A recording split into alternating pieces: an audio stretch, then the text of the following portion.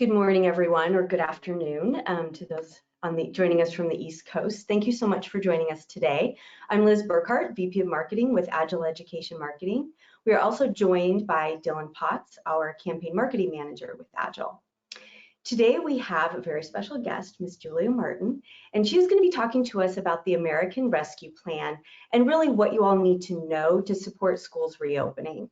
And first, I'd like to go through a few housekeeping things, and then I'll give a bigger introduction to Julia. Everyone's line is going to be on mute for the duration of our webinar today. If you have questions, please use the question widget on the right-hand side of your screen, and I will be monitoring those. And if something is really relevant to what Julia is talking about at that moment, I will jump in and have her address it. Otherwise, I'll go ahead and keep those to the end. If you have any questions about anything not content related, if you wouldn't mind putting those in the chat, and Dylan will go ahead and get back to you on those or get you with the right person. You will receive a recording of this webinar in email from GoToWebinar sometime in the next 24 hours.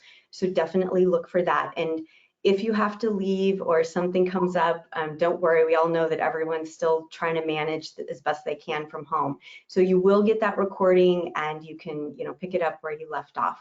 So thank you all again very much for joining us. And let me go ahead and introduce our presenter, Julia Martin, Esquire. She is the Legislative Director with Brustein and Manasevit. I think I just said that wrong. She will correct me here momentarily. Thank you, Julia, for your kindness on correcting me on that. Ms. Martin keeps her clients updated on federal legislative and regulatory activities. In order to do that, she monitors all federal education as well as workforce training legislation and regulatory changes.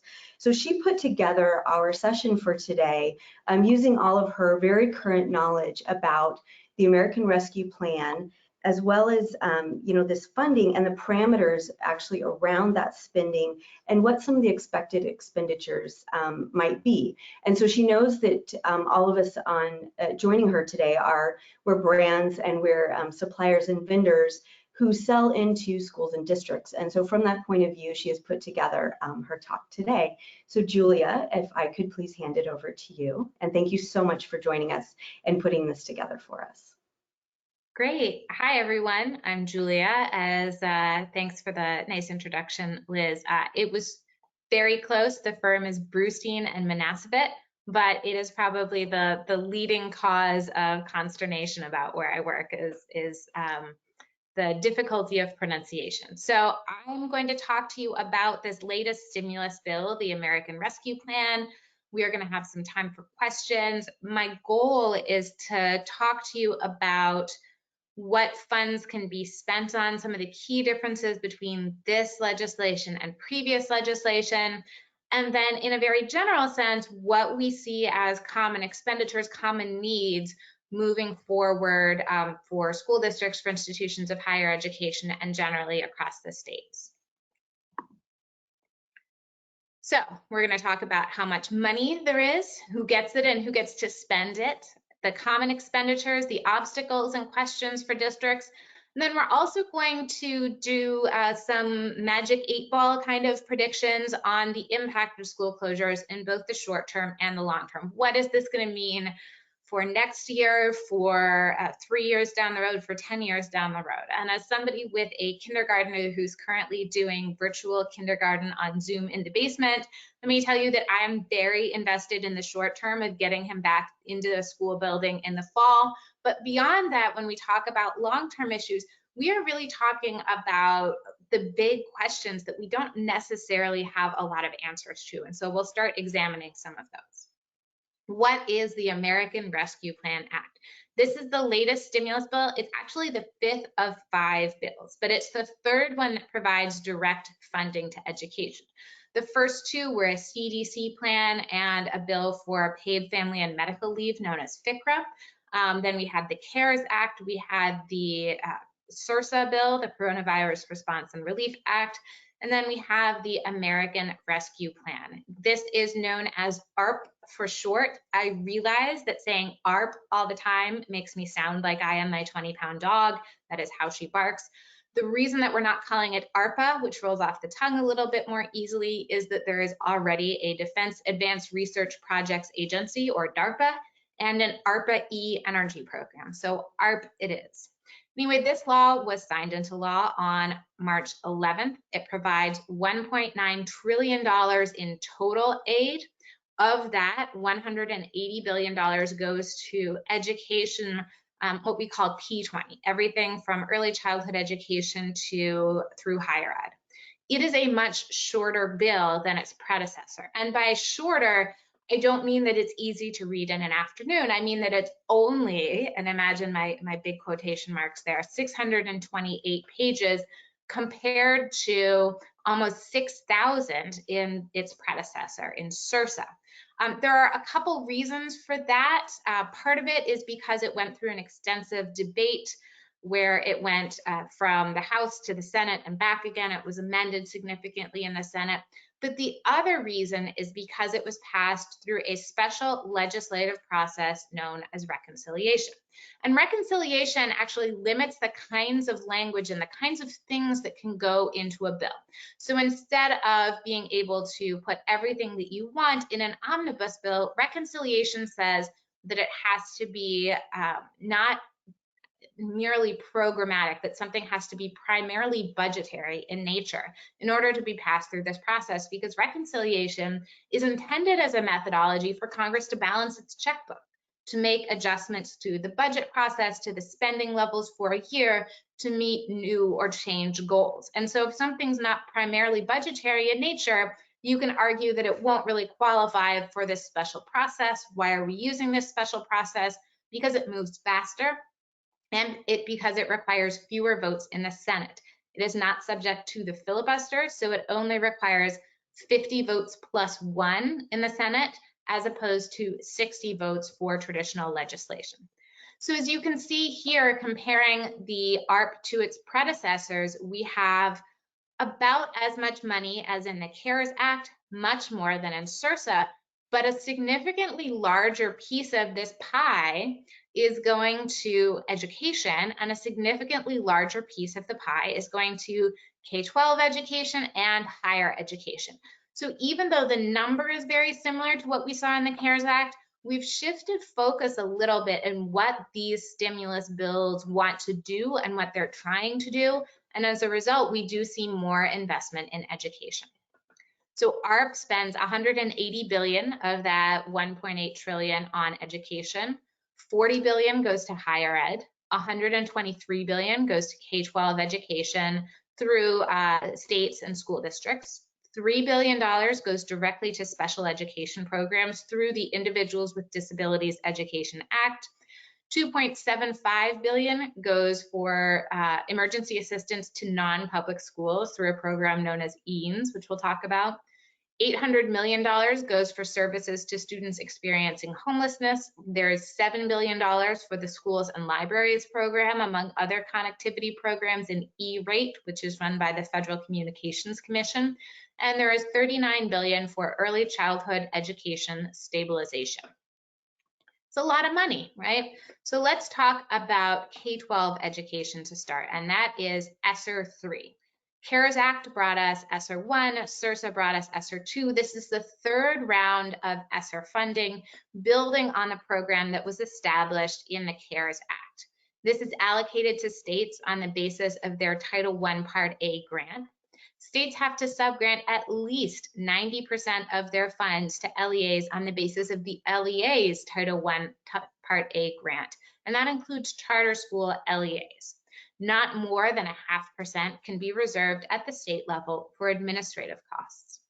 There are 3 programmatic set-asides at the state level, and this is new. Usually in CARES and SRSA, we just had that 90% allocation to LEAs, the limit on 0.5% for admin, and the rest could go to state-directed activities. But in ARP, they've created 3 requirements. At least 5% of the state's grant has to be reserved for state-level learning loss mitigation activities, for example, summer learning, extended day or school year program, and after-school programs. At least 1%, an additional 1%, has to go to summer programs for academic and social needs, targeted to the subgroups identified as at risk of falling behind under ESEA. Those include students with disabilities, they include students of minorities, they include students that are in high poverty areas, they include a number of other groups like homeless and foster children and youth. And so we are really trying to target these programs at the students who are likely to need it the most. Another 1% of the state's allocation has to go to after-school programs for the same students as the summer programs. All programs, all of these set-asides have to be targeted to those ESEA subgroups, including homeless children and foster children and youth. So we are being very conscious about the activities that we're doing, who they're targeting, who is most likely to be experiencing learning loss, to have missed out on class time. This is a very blunt instrument, right? We know that there is a correlation between being part of one of these ESEA subgroups and potentially experiencing learning loss, being in an area where you're less likely to have internet access. It's not a one-to-one correlation for sure, but this is an attempt to target those services. And really most states would already be doing this, or at least a large portion of it with their state level set aside. But this requires them to track and to document how they're spending these funds and how that meets these targets. All of these set aside requirements can be met either by programs operated directly by the state or through grants, for example, to a local educational agency, to a community-based organization or other nonprofit, or through a contract to an entity who would carry out these programs on behalf of the state. The remainder of those funds, which is about 2%, goes to emergency needs as determined by the state educational agency to address issues responding to the coronavirus. So anything else that is not covered, any other needs that are non-administrative that the state can identify or thinks they want to address, those can be accomplished through the remaining 2%, 2.5% of funds, and can be done either through grants or contracts. Once you get that 90% of these ARP funds subgranted to LEAs on the basis of their Title I allocation, there is one limitation. LEAs have to reserve at least 20% of their funds for learning loss mitigation, and this includes through after school, summer school, and extended day or year programs. Those programs have to be targeted to those ESEA subgroups, students experiencing homelessness, and children and youth in foster care. So again, we see these after school programs and the summer school programs on learning loss mitigation being a consistent theme. These programs have to be layered on top of whatever the state does. So it's not enough for an LEA to say, well, the state is spending all this money in our district. This has to be an LEA spending decision. They have to document that of their allocation, they're spending at least 20% on learning loss mitigation. The other funds, the 80% of their grant must be spent in line with ESSER 1 and ESSER 2 with some small differences. So one of the small differences here is that under ESSER 1, under the CARES Act, which came out in March, there is a requirement for districts to provide equitable services for students and teachers in non-public schools. In SRSA and in ARP, there is no obligation to provide equitable services. Instead, there is a special amount of funding set aside for private schools under a program called eans. This is the Emergency Assistance to Non-Public Schools. There was $2.75 billion dedicated to eans in SRSA. There is an additional $2.75 billion dedicated to eans in ARP. This is available under largely the same terms and for the same purposes as eans 1. So for example, cleaning supplies and sanitization supplies for private schools, technology, professional development, other disease mitigation processes and training, but there are a couple exceptions. One is that there are no reimbursements of prior expenditures under eans 2. Under eans 1, there was a very short timetable. It said that funds have to be allocated by the state to services for services to non-public schools within 6 months. And that could include reimbursements. Reimbursements for expenditures going back to March 13th of 2020. So anything a private school had spent money on going back to the start of the national emergency, if it qualified under eans, for almost all of those expenditures, they could seek reimbursement. However, that's not true here. It is not clear from the statute whether that 6-month timeline will apply, but I don't think it will, and that's for a couple of reasons. The first is that we don't have any reimbursement of prior expenditures under eans 2. So because you're not able to reimburse prior expenditures, it's going to be really hard, or it would be really hard for states to spend these funds on a 6-month timetable. And the second is that under eans 1, any funds not spent by the state in that 6-month time frame were rolled over into the governor's fund. And the governor could spend those on emergency needs for schools or any education-related entity, as long as those expenditures were reasonably related to the pandemic.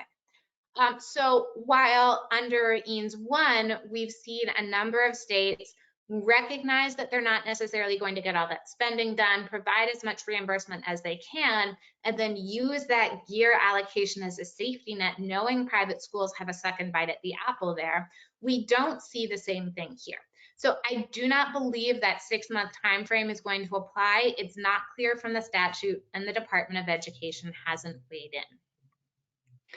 Julia, could I ask 2 questions really quickly that relate to this? So Stacy has asked, one, you're talking about private schools. Does everything you say apply to for-profit as well as not-for-profit private schools? That's a good question. eans is still limited to not-for-profit private schools. And thank you very much, Stacy, for clarifying that. And her second question, is there priorities set aside for special education students? There is not a priority set aside for special education students on their own, but they are one of those ESEA subgroups. So when we're talking about the state level set-asides for after-school summer program learning loss mitigation, when we're talking about the LEA set-aside for learning loss mitigation, those would be among the students that need to be targeted. There is also $3 billion for IDEA services as a supplemental within ARP, which means that it is essentially a bonus in the bank account of every district and school who's gotten IDEA. And that is in part intended to meet the needs of those students who may have missed out on services just because something comparable couldn't be provided during distance learning and now need compensatory education, or to help make sure that those students do not have additional learning loss, additional issues because of their specific needs and how those perhaps couldn't be met in a virtual setting. Okay, thank you, Julia. So a couple other requirements under eans 2, and this is part of what makes it so tricky for states to administer, especially because states aren't used to working with non-public schools. States are used to working directly with districts, sometimes with charter LEAs, sometimes with state special schools, but rarely do they work directly with private schools. That is usually LEAs who provide equitable services, which does not exist under ARP. So one of the tricky things is that states have to set up their services in such a way that they're prioritizing providing services or assistance to non-public schools that enroll a significant percentage of low-income students and are most impacted by the qualifying emergency, which is to say the pandemic. So states have to find a way to prioritize services to schools that meet both of these tests, right? Schools that have a lot of low-income students, that enroll a lot of low-income students, or a significant percentage within their student body, and that can demonstrate some impact. And I think that this part is really tricky because depending on where you live, a number of non-public schools have really seen their enrollment grow during a period of school closures. I know where I live, which is right outside the boundary to DC, we saw private schools be able to open in person at a time when public schools could not. And so they really saw a growth in enrollment and a growth in revenues because they were able to add classes, increase class sizes, add teachers. At the same time, they did have increased costs. So this is a tricky balance to suss out. Services have to be secular, neutral, and non-ideological. So you cannot, for example, pay for supplemental religious instruction out of eans funding. Funds have to remain under the public control. And this is tricky because it really limits what you can spend money on. We don't have guidance yet for eans 2, which is eans under ARP, but we do have some guidance under eans 1, which was the SRSA eans passed in December, that tells us a little bit more about what the public control standard means. And for eans, it means that things that are placed in a private school, services or items that are provided to a private school have to be easily removable and have to be removable without remodeling. That means, for example, that you can provide a service to repair windows so that windows can open, but you cannot buy new windows. This is a question that we hear frequently from states. Can we just buy all of these 100-year-old schools new windows? And the answer is no.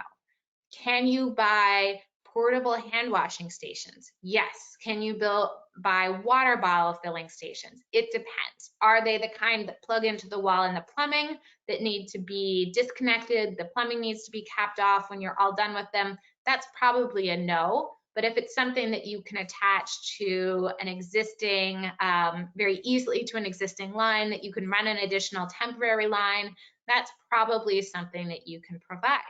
It also means that anything that is purchased with these federal funds needs to be tracked by the state and then needs to be recovered by the state at the end of the grant period. What does that mean? The simplest example here is a laptop or a Wi-Fi hotspot. If a private school bought those items and then sought reimbursement under eans 1, or if they want additional hotspots or laptops under eans 2, the state can provide those to the private school, but they remain state property. They have to be inventoried, they have to be tracked, and at the end of the grant period, the state has to take them back. They don't belong to the private school permanently, because what you're trying to provide is a service, and any funds or any items purchased with those funds must remain under the public control. We are still waiting for more guidance from the Department of Education on this eans 2 program specifically. I do not see the prioritization question changing, the public control standard changing. The fact that these have to go to nonprofit schools will not change because that's in the statute. Schools also have to have been in existence before March 13th, 2020. So newly established private schools would not qualify. But what we need guidance on is whether we have that short timetable, what it means to not be able to provide reimbursement, how can we provide additional services, what additional services could be provided specifically while still having funds or items remaining in the public control. And we do anticipate more guidance from the Department of Education on that, probably later in the spring or early in the summer. We also want to cover higher education, and this is the third round of higher education funding under the Higher Education Emergency Relief Fund, known as HERF. We have a lot of unattractive and unpronounceable acronyms in these stimulus bills, but we do our best, right? So this is HERF 3. This is funding that starts in fiscal year 2021. That's this fiscal year. It is available through September 30th of 2023 for costs dating back to the start of the national emergency on March 13th, 2020. It generally follows the terms and the allocation methodology of HERF 2 and HERF 1. There is a reduction in funding available to proprietary institutions. That's a 3% of the total to 1%. And they've retained prohibitions on using those funds for marketing of the school, recruitment of students, either continuing students or new students, endowments, capital outlays for religious or athletic facilities, as well as religious practice, and senior administrator salaries or benefits. There is a split under HERF between institutional funds and student funds. Institutions have to spend at least 50% of their total allocation on direct grants to students unless you're a proprietary institution, in which case it is 100%. that expenditure must be prioritized to students with the greatest need. Greatest need is not really defined here, and it's kind of a squishy standard. The department has suggested using the Pell Grants and Pell eligibility as a guideline here. The remainder of the funds, so 49.99% or less, can be spent on institutional purposes with two conditions. One is that institutions have to implement evidence-based practices to monitor and suppress coronavirus in accordance with public health guidelines. And second, that institutions have to conduct direct outreach to financial aid applicants about the opportunity for adjustments in their financial aid award, their federal financial aid award, based on the change in financial circumstances. So that is a required activity under IRF. There are a number of other provisions in the statute that provide more funding for education generally. There is $800 million for services that identify homeless children and youth, provide wraparound services in light of the challenges of COVID-19, and help those students attend school and participate fully in school activities. The Department of Education doesn't have a lot to go on because the statute is really just these three clauses. And I don't know if anyone's ever watched the Great British Bake Off, but that is a popular choice at our house. And it's kind of like the challenge where these bakers are provided with a number of ingredients and some instructions for a cake and are just told bake. It doesn't say how long and it doesn't say what the temperature is. And so these vague instructions are what Congress has provided to the Department of Education. Ed has just in the last week come out with some guidance that says that they are allocating 25% of this award to states and districts on the basis of their allocation under the McKinney-Vento Homeless Assistance Act. So some of these funds will go to McKinney-Vento services. That includes technology, targeted services, anything that students experiencing homelessness might need to attend school, including PPE, clothing, supplies, Wi-Fi hotspots, as well as emergency temporary housing. But the remainder, 75% of this $800 million, is going to be part of a competition, and states are going to be competing for funds based on the kinds of services that they can provide to students. And more details on that are going to come out this summer. As we mentioned, there's also some additional IDEA funding under the regular IDEA program. So we can think of this as a bonus that goes into the same bank account. It's $2.6 billion for grants to states under IDEA Part B, $200 million for preschool grants under IDEA Section 619, and $250 million for grants under IDEA Part C. And this is just regular year federal appropriations, but the goal really is to ensure that compensatory education is done, that students are on grade level, that they're not falling behind their peers because they weren't able to access targeted services, and that everyone's evaluations are properly conducted and plans are up to date, IEPs are up to date to get students ready for the next school year. There is a change in expenditures in ESSER that is interesting, and I wanted to highlight this. When we're talking about the difference between the first ESSER bill, which is the CARES Act, and the third ESSER bill in ARP, we see this very subtle shift in the way the statute was drafted. And it says in CARES that money is allocated to prevent, prepare for, and respond to the COVID-19 pandemic, and you can see the statutory citation there. And then it goes on to describe what monies are being appropriated and how they should be used. But we see that there's an overarching purpose here: prevention, preparation, and response.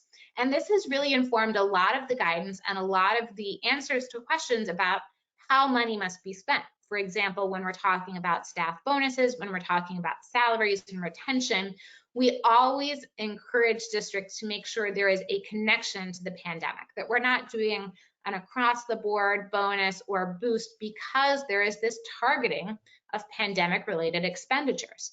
However, in ARP, which was passed in March, it says just to carry out this section, funds are made available. Now, what does this mean?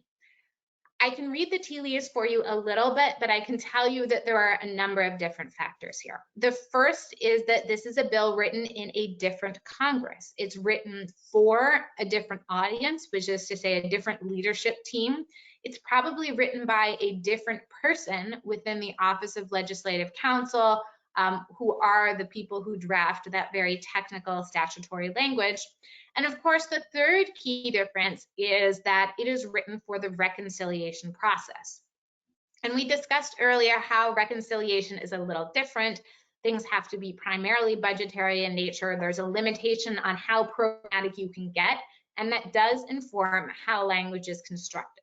So it could just be that this is a coincidence based on all of these factors. However, the other possibility, and we're starting to see the possibility of this reflected in some of the language that the Department of Education has come out with, is that we're seeing a shift from responsive legislation, responsive funding to proactive funding, from relief to recovery. And we've seen that kind of language mirrored by the administration. So it could be that we're not just talking about prevention, preparedness, and response. We're talking about what we need to move forward. And you may start to see that districts are shaping their plan around this concept as well, to say, okay, well, we're no longer worried as much about disease control and prevention, especially as teachers and staff get vaccinated, especially as community spread levels go down. Now we're worried about what we need to do to get kids back up to grade level, to ensure that we're not leaving a lot of kids behind, to recover those students who may have fallen off our radar. And that is a really thematic shift that we want to follow. So let's talk a little bit in more detail about allowable expenditures. And I mentioned that allowable expenditures under ESSER 3 looked very similar to ESSER 2 and ESSER 1.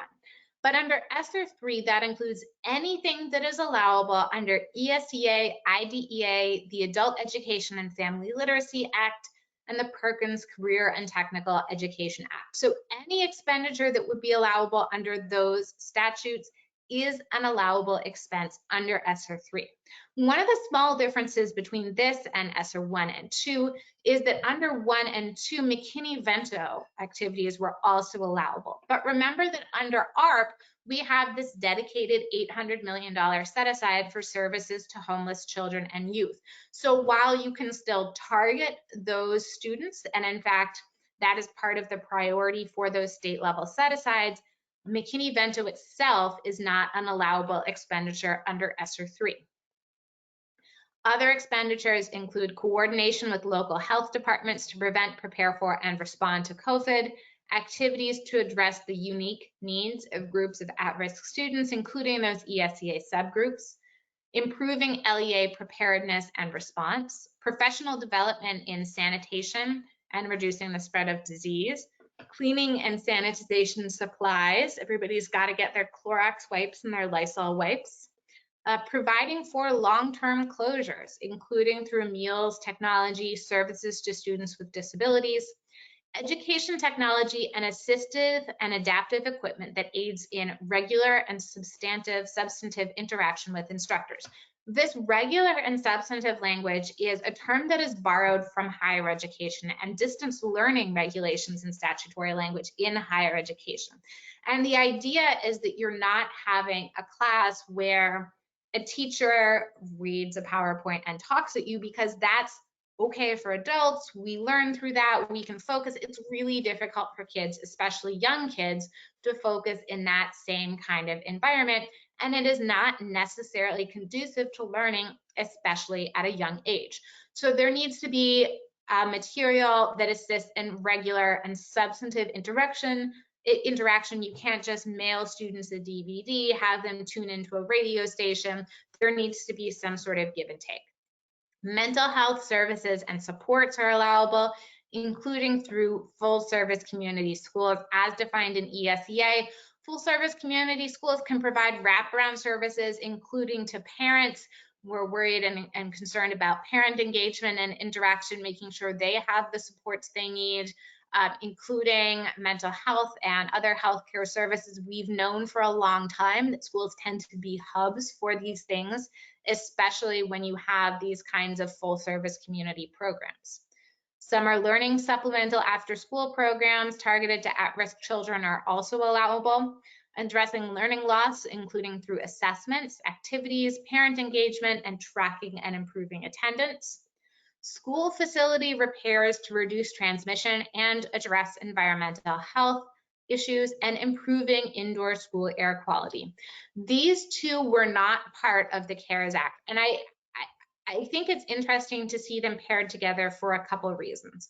The first is that we know air quality is a very big factor in the spread of the coronavirus. Improving HVAC fans, windows, and doors is very important.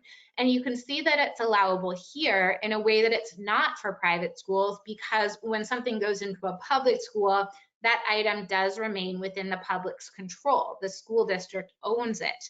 And then the second is that when we see school facility repairs to reduce transmission and address environmental health issues, that could potentially be a little bit broader. So for example, we've heard questions about, can we pay for a new school roof?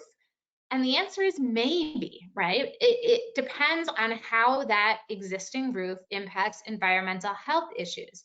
If you say the roof is leaking, we have mold, a lot of our kids have asthma, we know that the asthma is exacerbated by the mold and it's a risk factor for COVID-19, that may be enough of a connection for you to say, yes, this is pandemic related and it's going to help us reduce transmission and keep kids healthy.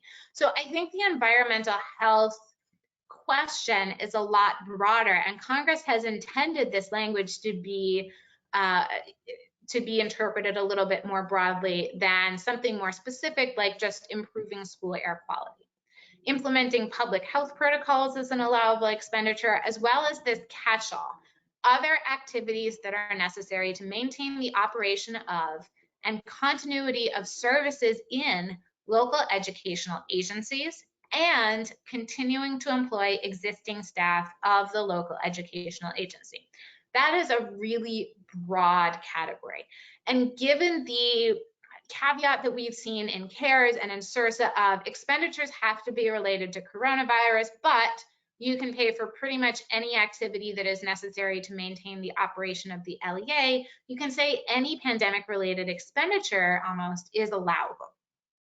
And a lot of LEAs have said that paying existing staff retention bonuses, bonuses for staff that are in high-risk areas, for example, school food services staff and nutrition staff who've been interacting with parents and community members, handing out meals this whole time, certainly that could be an allowable expenditure. If you see the Department of Education get a little broader in its interpretation and say, we are going to remove this pandemic-related clause or condition here and say you can pay for pretty much anything, then you could start to see employing existing staff, continuity of services, really broaden to encompass almost anything that the LEA currently pays for. And that is why watching the department's language around that guidance is going to be so important. So eans, we talked about allowable expenditures there. They include supplies for sanitizing, disinfecting, and cleaning, though the department has clarified services for sanitizing and cleaning are not allowable because of the way the statutory language is phrased. Personal protective equipment, improving ventilation systems, training and professional development on sanitization, use of personal protective equipment, and minimizing the spread of disease.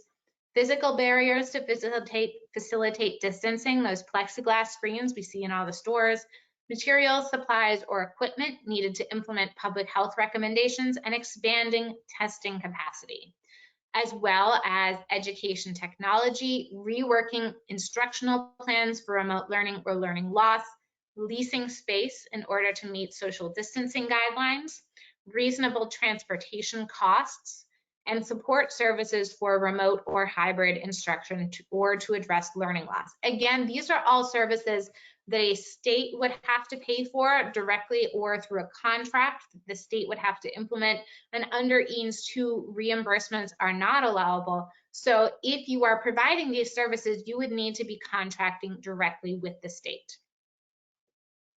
Let's move to higher ed. Allowable expenditures are those direct grants to students for any component of a student's cost of attendance and emergency costs that arise due to the coronavirus, including housing, healthcare, childcare, etc. That etc. also encompasses technology, high-speed internet access, Wi-Fi hotspots, and it could include food. We know that there has been a lot of food insecurity, especially in the first few months of the pandemic, and especially if you have a student who's living at home or whose family is struggling.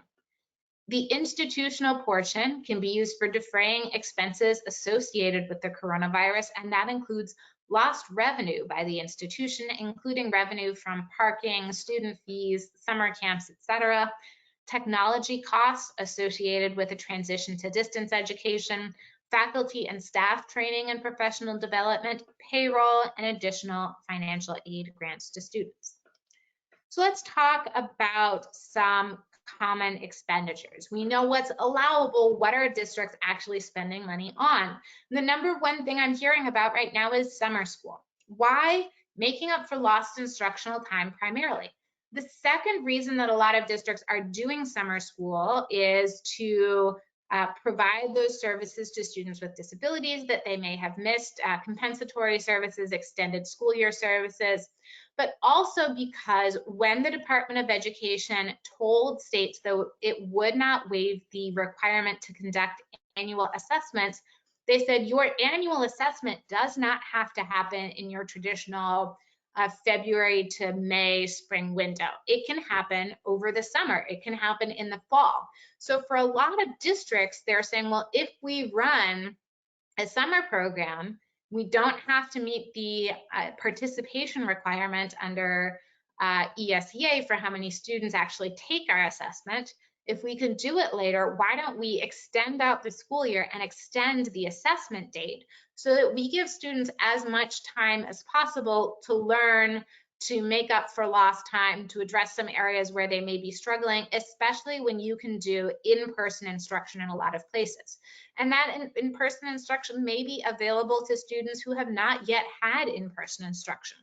I mentioned my kindergartner is doing Zoom in our basement, but he has the opportunity, if he wants, to go to summer school this summer at his local elementary school. They are not running a virtual program. Their summer school is going to be in person. And part of the reason is for students to have that experience in the school building. But a couple conditions here.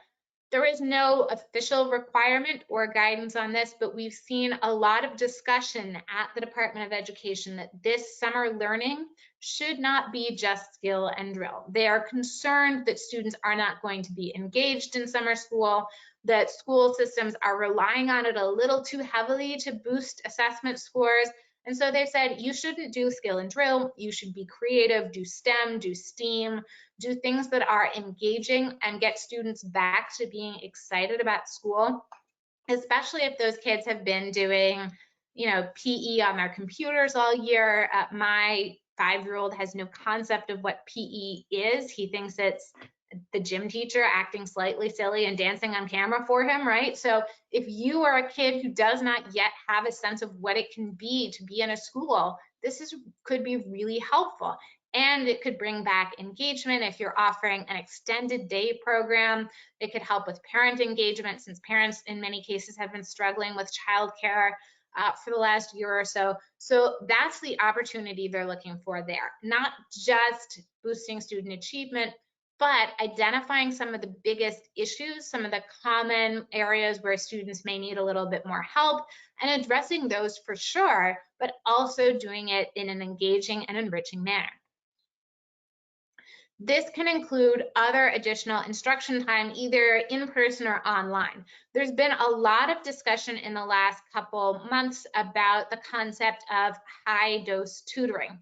And this sounds very holistic and technical, but high-dose tutoring is just a lot of tutoring, a lot of attention, a lot of one-on-one. So instead of having a traditional model where you may have a student interacting in a classroom, either in person or virtually with a single instructor, high-dose tutoring is intensive focus, either one-on-one or in small groups on a very specific subject, usually for a longer period of time, not an hour a week, but 3 hours a day or so, for a shorter period of time and every day. So it is much more intense tutoring, but students tend to learn more, they tend to retain more when you can come back to it day after day, as opposed to when you really spread it out in short bursts over longer periods of time. And we're looking at this for both the summer and the coming school year. Obviously, after school programs in the 2021 and 22 school year are going to be a big deal too. This is for a couple reasons. One is that most employers are going to expect their employees back in the office in the fall. This means that a lot of kids are going to be going back to school in person that weren't in person this year. It means you are going to have a lot of parents relying on aftercare so that they can attend a full day. And so how do we get the most out of aftercare, out of either before school programs or after school programs?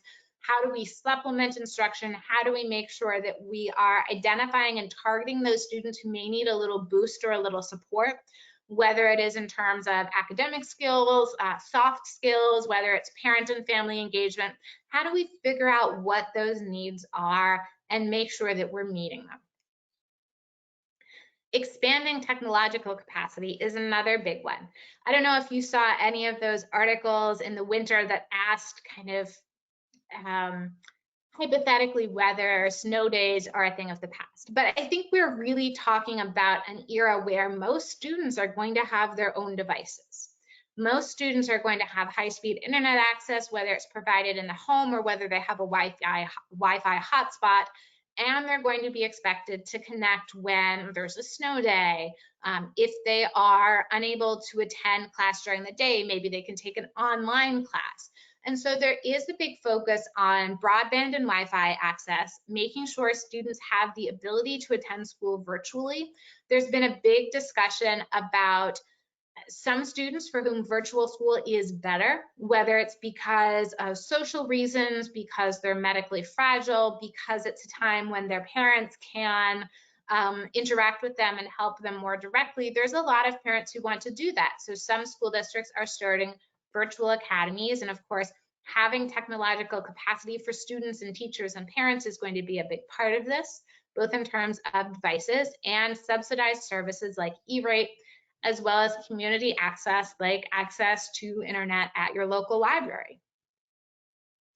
The other question is whether the 2020 devices that schools handed out to parents and students are going to make it back to school in one piece. I know that a lot of schools handed out devices in the 1920 school year.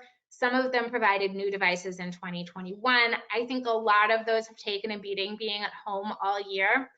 And so there may need to be new devices, updated devices. School districts may have been experimenting with different platforms and decided that one type of device, maybe a Chromebook or an iPad or another tablet, was better than another.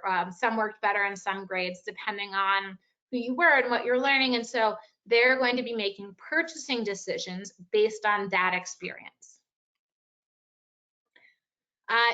Some new health-focused supplies are going to be with us for some time. And it's not because these are necessarily the best tools, but they are still good tools. Anyone whose kids got 100% fewer colds this year will recognize that having people wash their hands much more, being much more conscious about what we're cleaning and when, has really kept a lot of people from getting sick. So portable hand washing stations, additional portable restroom facilities. These are all going to facilitate social distancing, especially if kids are still having lunch in their own classrooms, if they're in portable classrooms to facilitate smaller class sizes. Personal protective equipment, plexiglass barriers, thermometers for daily health screening, cleaning supplies like hand sanitizer, soap, and disinfectant wipes, Other social distancing expenses and supplies. For example, how do you set up a classroom with social distancing, especially if it is a younger grades classroom? Do you have individual baskets near a student's desk for their supplies so they're not walking back and forth to a cubby? Do you have manipulatives? Can you share manipulatives and then sanitize them? Or does every student need their own set of number blocks or other math manipulatives or language manipulatives like letters? Does every student need to get their own? Is there a need for additional lab or shop equipment in hands-on learning environments? For example, if you are doing career and technical education and you are doing glass blowing, where two students might have shared equipment, they might no longer share that equipment because glass blowing involves breathing out into a long tube. And so you may say, even if the students are vaccinated, it's just better to have individual student equipment, and that would be an allowable expenditure. The same is true in, for example, practical nursing programs, where students may have practiced treating individual students, or in dental programs where they may have practiced treating individual patients. They may instead be using computer software, dummies, they may be using models. In some cases, those models can be quite advanced and programmed to simulate various responses, and that might be a temporary option to help keep everybody safe, especially if you don't expect that the public is going to want to come back for a lot of treatment in the immediate future, given some of the concerns about public health.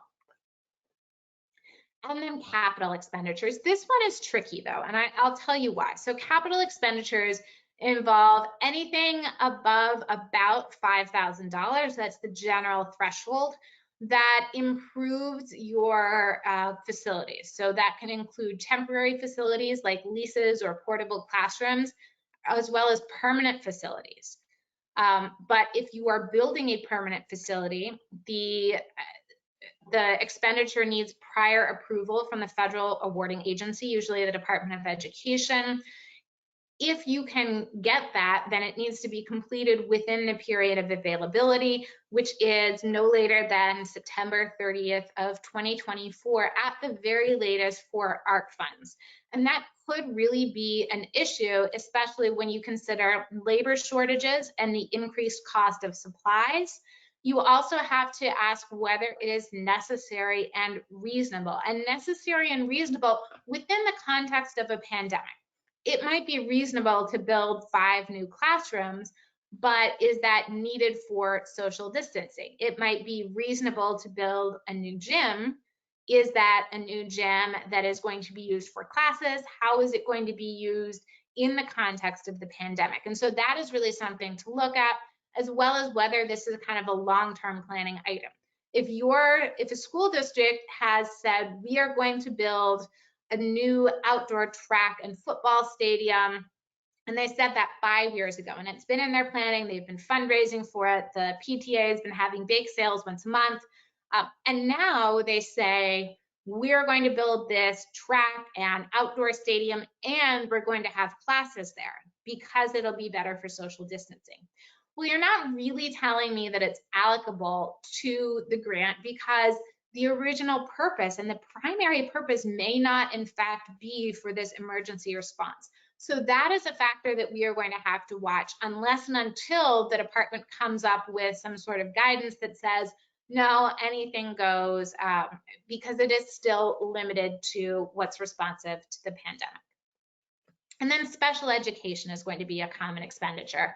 There are several investigations from the Office for Civil Rights into major school districts over allegations of failure to provide a free and appropriate public education. This includes Indiana, Seattle, Los Angeles, and Fairfax County in Virginia.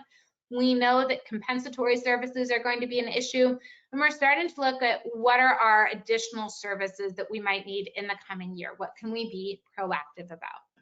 Teachers. Are teachers going to be asked to teach summer school or extended school year? What does a collective bargaining agreement say about teachers? Are there recruitment and retention issues? Do we need to look at hiring additional staff, or perhaps have a lead teacher in some summer programs and then counselors or additional school staff that are going to help out? What about other school staff? Are there enough custodial staff to cover additional cleaning? What about school districts that are 4 days a week so they can do deep cleaning on Wednesdays right now? When they go back to 5 days a week, are you going to need additional staff to accomplish those tasks overnight or in the evenings?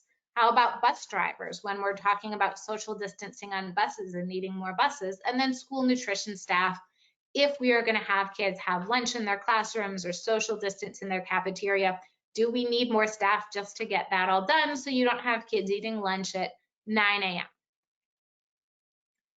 So the bottom line here is this is a lot of money, right? A survey in March of 2021, prior to the passage of ARP, said that even without that additional $180 billion, 45% of school business officials said their district has received sufficient federal funding to support their COVID-related needs. And what they really needed was waivers of the period of availability, maintenance of effort, and other fiscal requirements. And the concerns were largely about ongoing needs beyond the school year, learning loss mitigation, drops in enrollment. So that additional funding from ARP could potentially address some of these issues like learning loss mitigation. But the reality is that a lot of states and a lot of school districts are more strapped for time than for money. And so that brings us to the obstacles: spending money fast enough, accomplishing all of the reporting requirements, ensuring that all of their spending doesn't imbalance various federal spending requirements like supplement, not supplant. There's a lot of compliance requirements, like maintenance of equity. This is going to be a new thing for districts under ARP. In addition to states meeting a maintenance of effort requirement, districts will also have to meet a maintenance of equity requirement regarding staffing and funding. Davis-Bacon requirements are going to be applicable in construction projects. So even if they can spend this money, what they really need is help with ideas, help carrying it out, lessening the administrative burden. We don't really know what impact school closures are going to have. We've talked about this throughout the presentation, especially about testing. We don't know how test scores are going to be used. We know that they're of limited utility for accountability because of all the students who've missed out on instruction this year, because we anticipate a lot of students just aren't going to take the assessments. They're not going to be physically in school, or they're not going to be able to connect online to do it. So how are we going to talk about learning loss? How are we going to measure that? How are we going to ensure that we can properly identify student needs, if not through assessments? And that is still an open question. What do we know about students who did take the test? What do their scores say about that? What do they say about it in relation to where they should be? What other factors have impacted their scores? And then I think this is going to be the bigger key for a lot of districts. What do we know about students who didn't take a test? Where are they? How can we help them? What do they need? We've also seen how a lack of data can impact other programs. For example, not having free and reduced price lunch data can impact allocations for ESEA. There's been an over-reliance on this free and reduced price lunch data as a substitute for poverty, which maybe has been improper or has led us to rely too much on this one data point, and now that's not available. So how do we better measure student poverty? Are we relying too much on schools as sites for all sorts of community services and projects? For healthcare, a lot of students get Medicaid at school, for student meals, for family meals right now, for voting. Are schools bearing too much weight, and how do we distribute some of that equitably and fairly? So I've asked a lot of questions, and I want to highlight some conclusions we have. What are areas of opportunity? Those targeted summer and after school learning programs under the set-asides for LEAs and SEAs. How do you target them? How do you ensure you're finding the right kids? And how do you make sure that it's engaging and enriching and not just that skill and drill that folks want to avoid? How do we improve technology and curricula to allow for that regular and substantive interaction that we know is so important, and that this year we've seen anecdotally is really important? What are wraparound community services, and how do we provide them? How do we evaluate needs of students with disabilities and identify the right compensatory services? And I know a lot of states are looking for ways to provide private school services under the eans program, both instructional services and environmental services like cleaning supplies, like PPE and that kind of sanitation training. All of those are definitely needed. And I realize that we're very close to our time, but we do have, I'm happy to take a couple questions. Thank you, Julia, very much. This was a very thoughtful delivery of what's happening right now. And I really appreciate that you, as you stated, sort of brought out your crystal ball a little bit and gave us just some of your thoughts on what we can expect to see. And especially with, the timing piece of it, I think is something that all of us, on our side of the schools and districts really need to be conscious of. There were a couple questions, and I'm going to try to sort of batch them a little bit to get through a couple of them. Thank you very much for giving us a few more minutes of your time. One of the ones is about SEL and mental health services. So the first part of it is kind of which bucket of funding. I think that someone would just kind of like a little bit more clarity.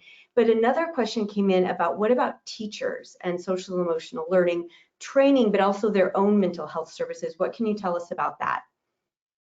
So ESSER definitely allows for mental health services as an identified cost, as an allowable cost, and that should include both students and teachers. I think we're going to be talking about student mental health generally, trauma-informed instruction for a lot of students, as well as making sure that teachers can identify and respond to their own trauma, as well as just deal with this like heavy mental load that all of us have been facing. And I think it would be great if we all got on-site mental health care.